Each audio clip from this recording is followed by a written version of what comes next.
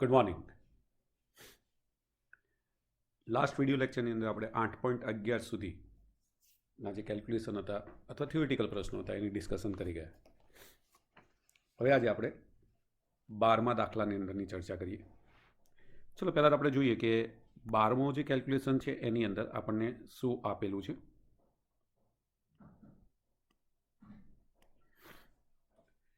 પૃથ્વી પરથી એક રોકેટ સૂર્ય તરફ છોડવામાં આવે છે. પૃથ્વીના કેન્દ્રથી કેટલા અંતરે રોકેટ પરનું ગુરુત્વ બળ શૂન્ય થાય. હવે આપણને ખબર છે કે અહીંયા પૃથ્વી પરથી આપણે એક રોકેટને છોડીએ છીએ. ચલો ધારો કે આ પૃથ્વી છે.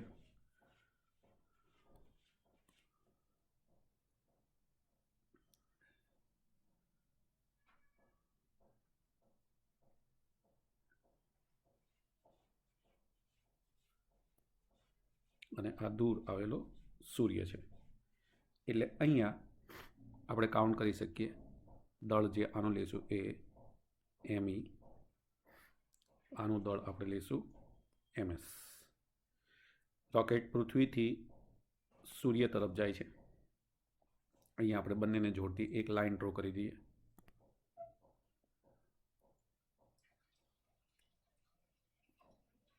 ચલો ક્લિયર.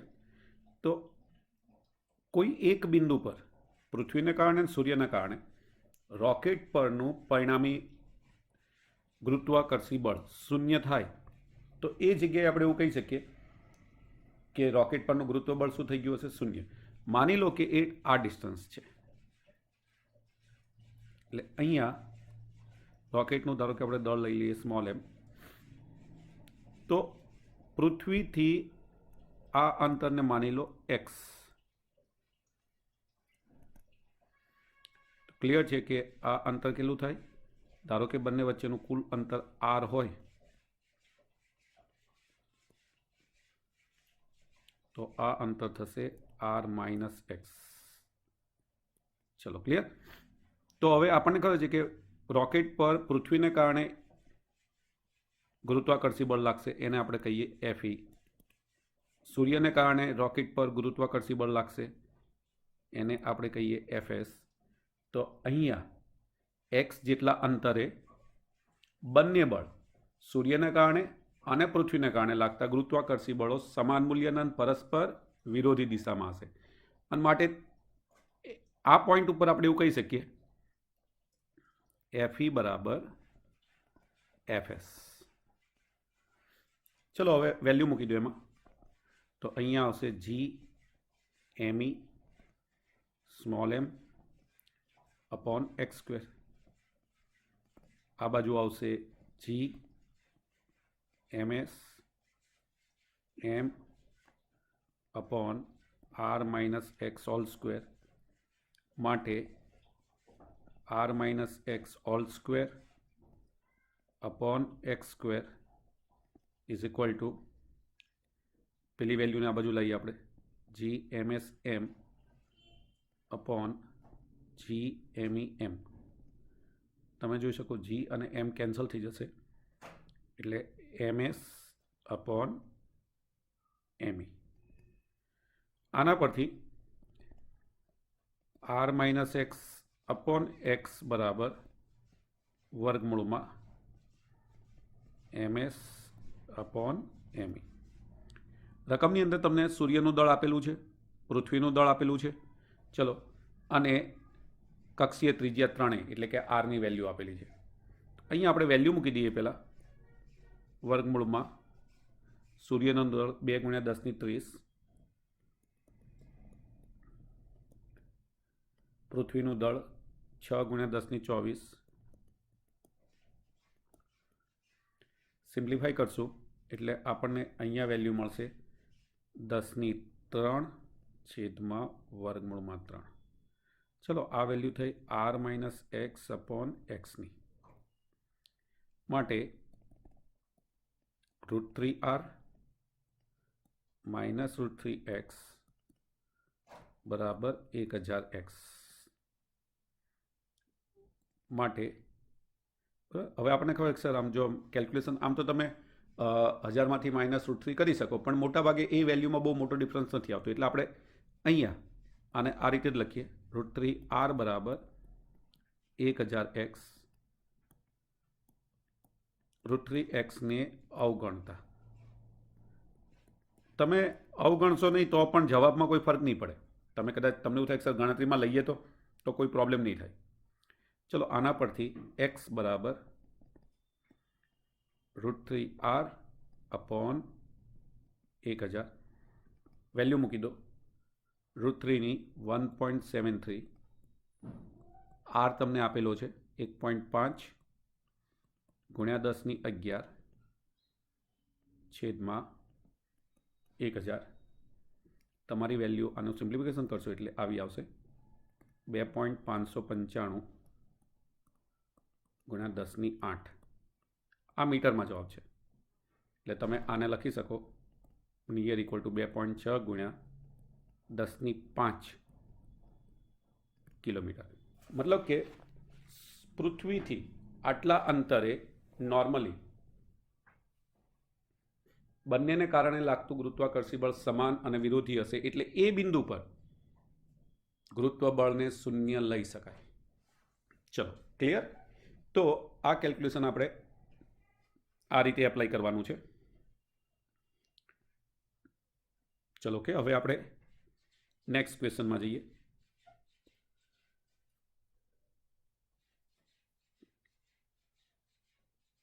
Question number 13.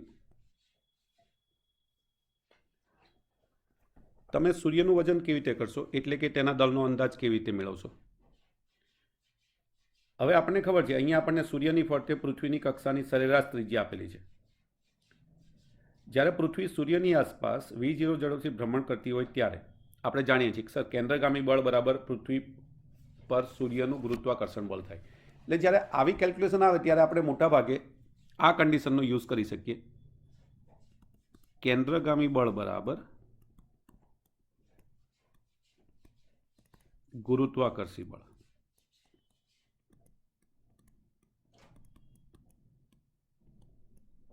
કેન્દ્રગામી બળ અહીંયા આપણને ખબર છે કે સર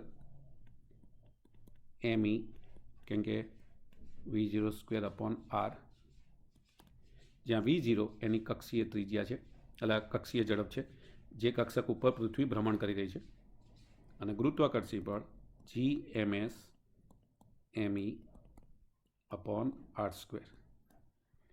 અને માટે ms બરાબર જો કેલ્ક્યુલેટ કરવું હોય તો r v0² અપોન g.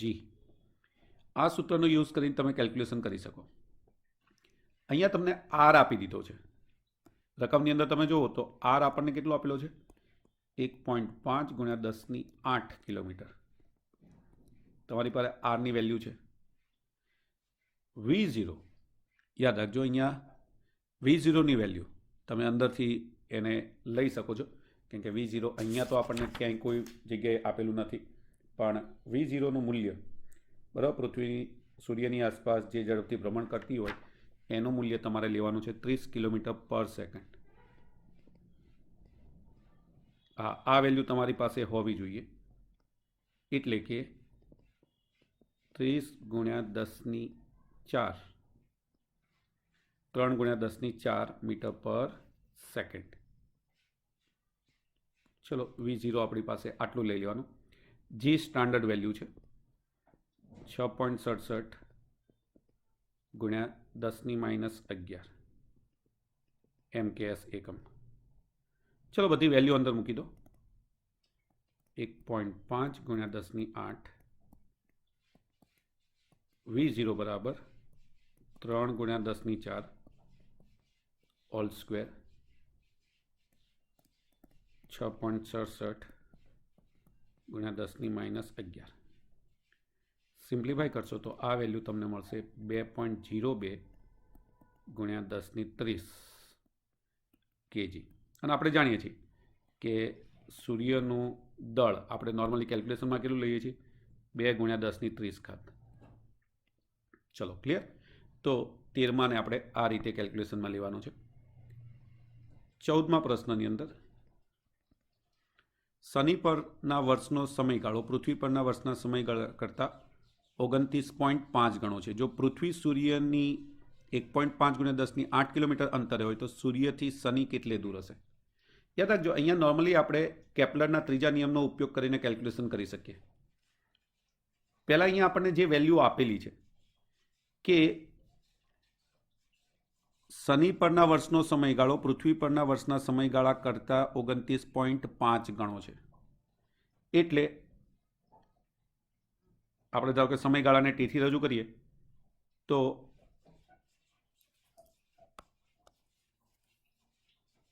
પૃથ્વી પરનો સમયગાળો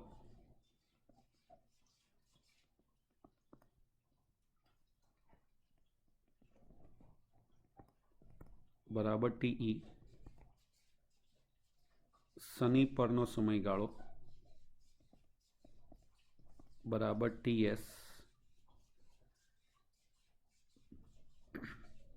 જેને નો આવર્તકાળી કહેવાય.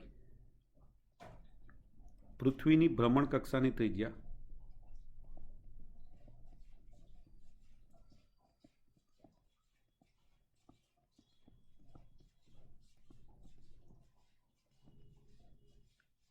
RE બરાબર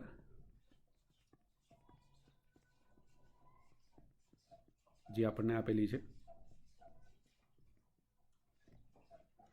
તો શનિ ગ્રહની ભ્રમણ કક્ષાની ત્રિજ્યા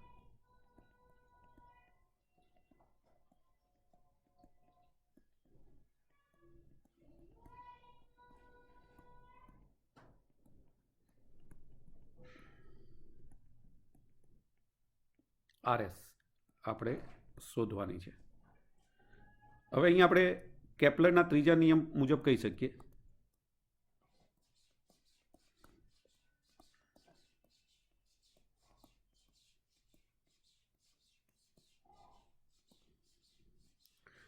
T² પ્રોપોર્શનલ ટુ RQ, અને માટે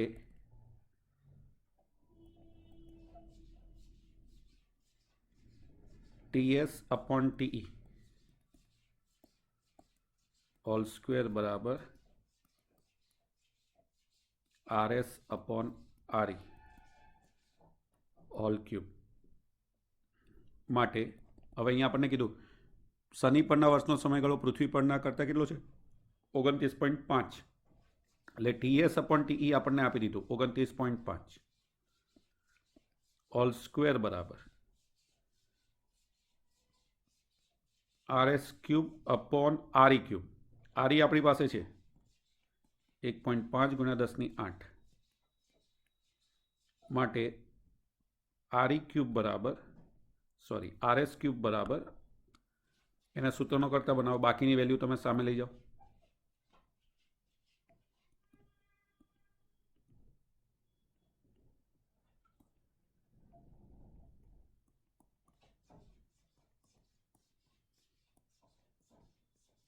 માટે RS બરાબર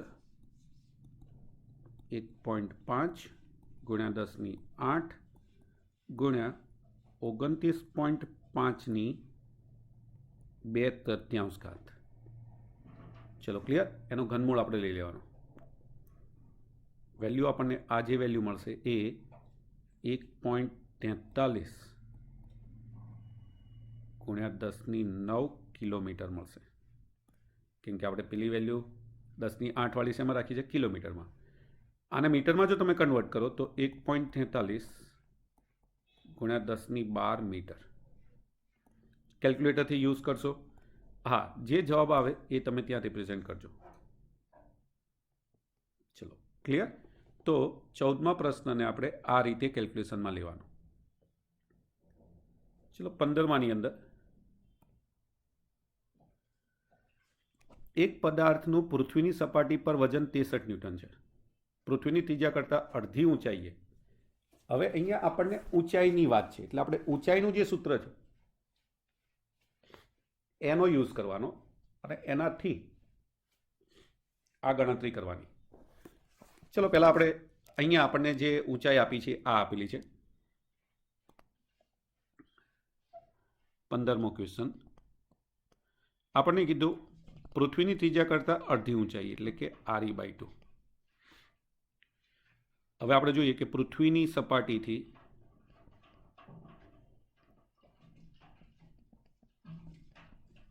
h ઊંચાઈએ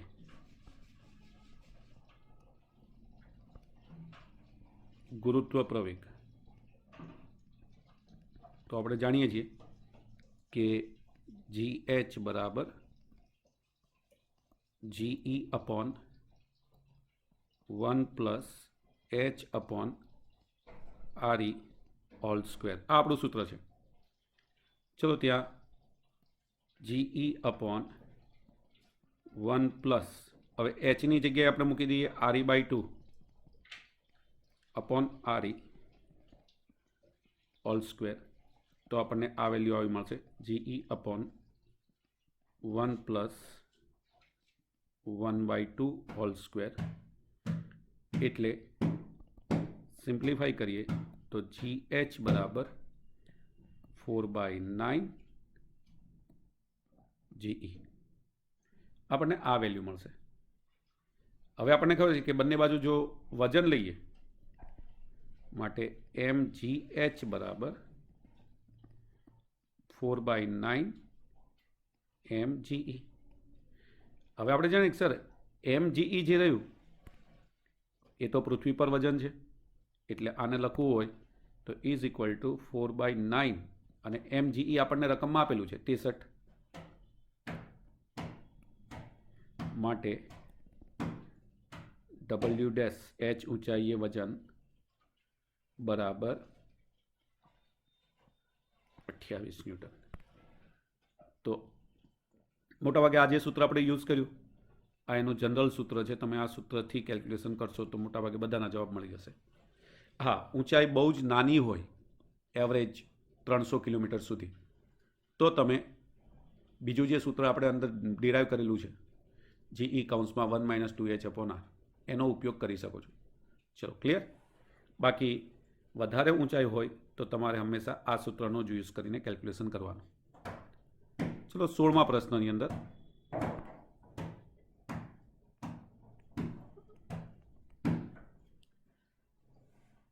આપણને કીધું પૃથ્વીને નિયમિત દળ ઘનતા ધરાવતો ગોળો ધારીને જો પદાર્થનું સપાટી પર વજન 250 ન્યૂટન હોય તો તેનો પૃથ્વીના કેન્દ્ર તરફ અડધા અંતરે એટલે R/2 જેટલું આપણે અંતર લીધું છે, કે પૃથ્વીની ત્રિજ્યા R હોય તો અહીંયા પહેલાં તો આપણે ઊંડાઈ સાથેના ફેરફારની જ્યારે વાત આવે તો D ઊંડાઈએ ગુરુત્વ પ્રવેગ ઉપર જેવો જ દાખલો છે, ખાલી સૂત્ર બદલી ગયું આપણું. તો GD બરાબર G1 - D અપોન R, આ આપણે સૂત્ર મેળવેલું છે, બરાબર G1 - હવે D બરાબર આપણે R/2 લેવાનું અપોન R,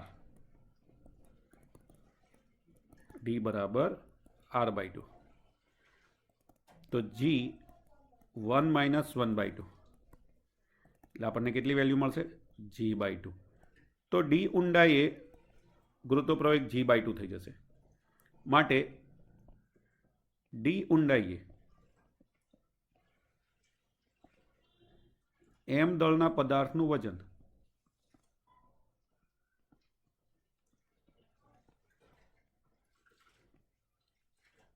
WD બરાબર m × GD બરાબર mg/2 બરાબર mg એટલે W, પૃથ્વીની સપાટી પર વજન W/2, W બરાબર 250 ન્યૂટન આપણને આપેલા છે, 250/2 બરાબર આપણને કેટલું મળશે 125 ન્યૂટન. ચલો તો પૃથ્વીની અડધી ઊંડાઈએ, પૃથ્વીની ત્રિજ્યા કરતાં અડધી ઊંડાઈએ વજન બળ અડધું થઈ જાય, મતલબ કે સમપ્રમાણમાં ચાલે છે એવું આપણે કહી શકીએ. ચલો ક્લિયર. ચલો 17મા પ્રશ્નની અંદર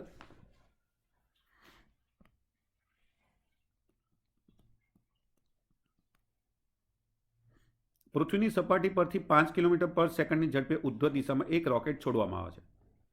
એટલે કે રોકેટ પાસે પ્રારંભિક ઝડપ છે પૃથ્વી પર પાછા આવતા અગાઉ રોકેટ કેટલે દૂર સુધી જશે? પૃથ્વીનું દળ આપણી પાસે છે, પૃથ્વીની સરેરાશ ત્રિજ્યા આપણી પાસે છે, જી આપેલો છે. હવે અહીંયા આપણે નોર્મલી જોઈએ કે રોકેટ પાસે પ્રારંભિક ઝડપ છે.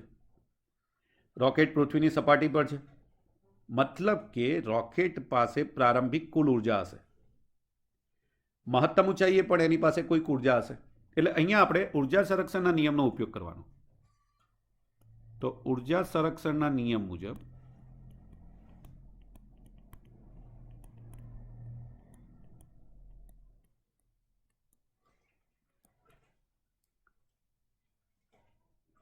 સપાટી પર કુલ ઉર્જા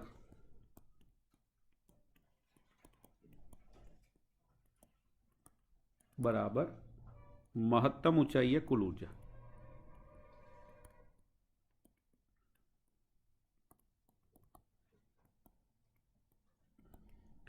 હવે સપાટી પર એની પાસે બે પ્રકારની ઉર્જા હોય, ગતિ ઉર્જા પ્લસ સ્થિતિ ઉર્જા. બરાબર મહત્તમ ઊંચાઈ એની પાસે બે ઉર્જા હોય, ગતિ ઉર્જા પ્લસ સ્થિતિ ઉર્જા. ચલો પહેલાં તો ગતિ ઉર્જા તો આપણી પાસે ક્લિયર છે સર, આપણને વી ઝડપ આપેલી છે પહેલી, એટલે માટે 1/mv² પ્લસ પૃથ્વીની સપાટી પર છે એટલે ત્યાં સ્થિતિ ઉર્જા કેટલી હોય, -GME/RE. હવે મહત્તમ ઊંચાઈએ તો અહીંયા તમે જોઈ શકો છો પ્રશ્નની અંદર કે પૃથ્વી પર પાછા આવતા અગાઉ, મતલબ કે જે મહત્તમ ઊંચાઈ છે એનાથી આગળ નથી જતું રોકેટ, એનો મતલબ કે ત્યાં ઝડપ શૂન્ય હશે, એટલે કે ગતિ ઉર્જા શૂન્ય હશે. પ્લસ હા એની પાસે સ્થિતિ ઉર્જા કેટલી હશે, તો સ્થિતિ ઉર્જા GME/m, ધારો કે h અંતરે ગયો તો RE + h, આટલી એની પાસે સ્થિતિ ઉર્જા હશે. ચલો ક્લિયર. આના પરથી સ્થિતિ ઉર્જા હંમેશા માઇનસ હોય એટલે આપણે બંને સ્થિતિ ઉર્જા માઇનસ લીધી, માટે 1/mv² બરાબર GME/m/RE માઇનસ GME/m/RE + h. ચલો આમાંથી તમે GME/m કોમન કાઢો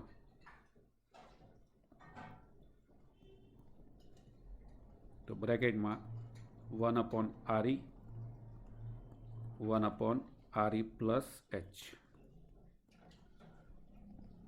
ચલો લસા લઈએ અહીંયા, GME/m/RE + h માઇનસ RE/RE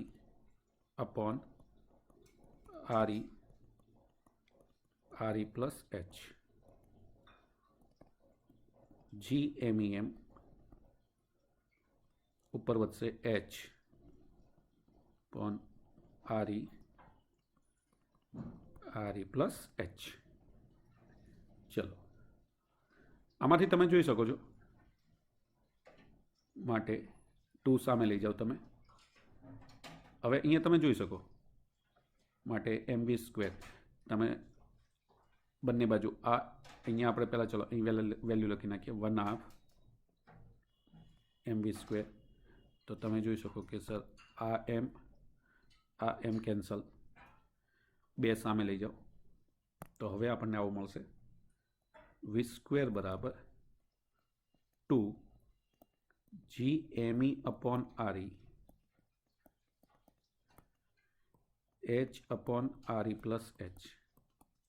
આવું થયું ને. હવે હું શું કરું છું અહીંયા, GME/RE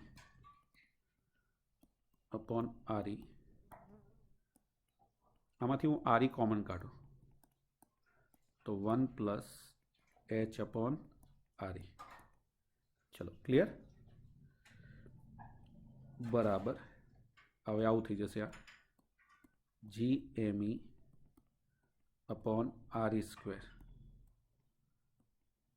h/1 + h/RE. અને આપણે જાણીએ છીએ કે GME/RE² એ એકચ્યુઅલી કોને રિપ્રેઝેન્ટ કરે? તો એ વેલ્યુ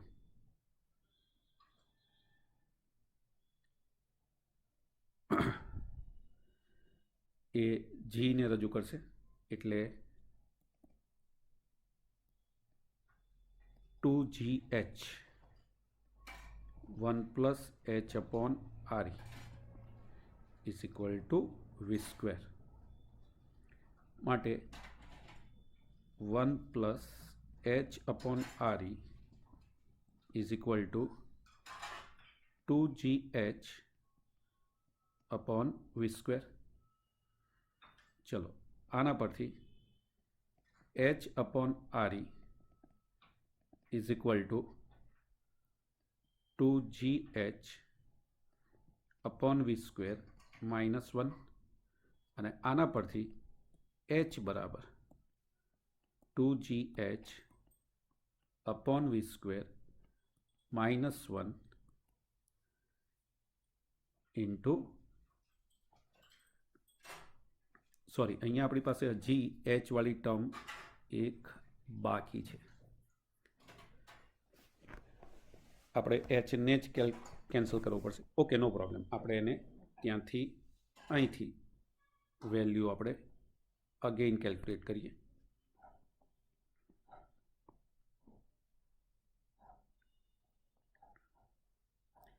એચને સૂત્રનો કરતા બનાવવાનો એટલે માટે 2gh/v² -h/re is equal to 1. માટે h કોમન કાઢો.